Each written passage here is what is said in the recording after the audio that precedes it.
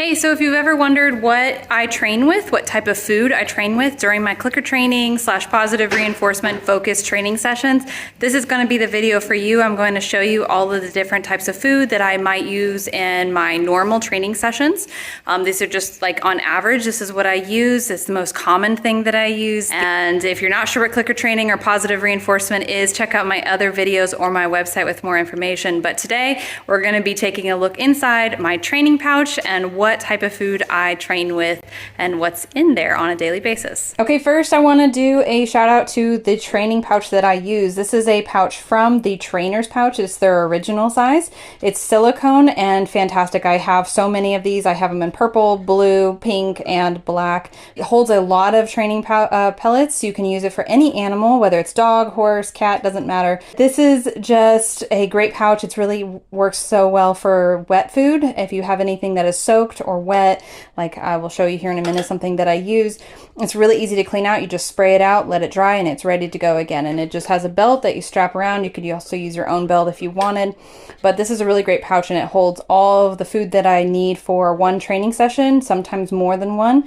It just is a fantastic, and it's really easy to pour more pellets into. So let's look at the actual food that I use. I've got alfalfa pellets and Timothy pellets. Most of the time when I'm training, I'm using either alfalfa pellets or Timothy pellets, primarily Timothy. You could also use Orchard, something like that, but I'm looking for a forage-based food, and that's really important here, is to have a forage-based food source for reinforcement. So something that your horse is familiar with, they're used to. Sometimes alfalfa is a little bit too exciting. We really want to go with as bland as possible. And I know that sounds a little bit counterintuitive, but it's really important that you go for as bland and kind of as low interest as possible when it comes to choosing your reinforcement for training. Something else that I commonly mix in with my training pouch is celery. This is like chopped up celery. It just came out of the fridge. I mix them in. Usually I work up to about a 50-50 ratio of hay pellets to the celery, and that adds moisture, some softness, and also helps with the calorie intake. So it reduces the amount of calories that they are consuming during a training session. Here are two other alternatives. So I've got soaked hay pellets here. So these are the same pellets that you just saw, but now soaked and broken apart. They're still in the process of soaking. You would want it just a little bit more broken up than this. This is great for senior horses, horses with dental problems, horses prone to choke, etc. Is you can soak the pellets. Now, dry pellets are perfectly safe to feed as long as you are making sure your horse has enough chewing time and is getting frequent water breaks. But soaked pellets are also an option, and if you're using the silicone pouch, it's perfect in there. No worries about it soaking through the pouch and getting you all wet. The alternative, though, is that you could put it inside of a plastic bag and then put that inside of your training pouch, and then that works out really well. I also usually put like a little rag or something on my belt so I can wipe my hand off, because I don't like having him like this the whole day.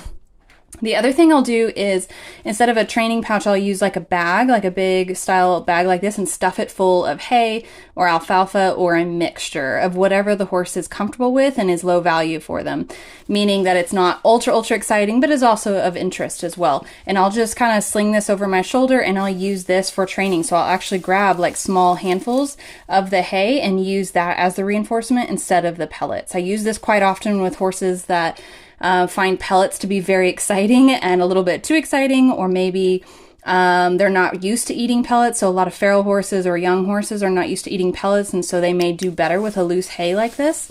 This would be an excellent option. And I just, when it comes to the hay, I just try and find the shorter stems, not too short. We don't want it like a powder, but we don't want the big, long, like stems that are going to take a really long time for them to chew and are going to be hard to stuff in here. So I just kind of break it up as best as I can. And then when I'm reaching for little amounts of food, it's about this much or a little bit more when I feed them after each click. And I can adjust how much I'm feeding according to what my needs are. If I need more chewing time, I give them more. If I need less chewing time, I give them less. So you can adjust it. All right, so lastly is going to be some different high value options. These are going to be like special reinforcers, special rewards. I don't use these on a daily basis in my training.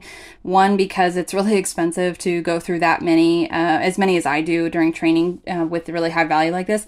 And then two, it's too much, it's too valuable, and it could create a lot of tension or anxiety around food or anxiousness. I do my absolute best to work towards making it so that the horse has as much choice as possible and is as free to opt out of the training as possible. I want them to always have that choice and feel very relaxed and calm in the training.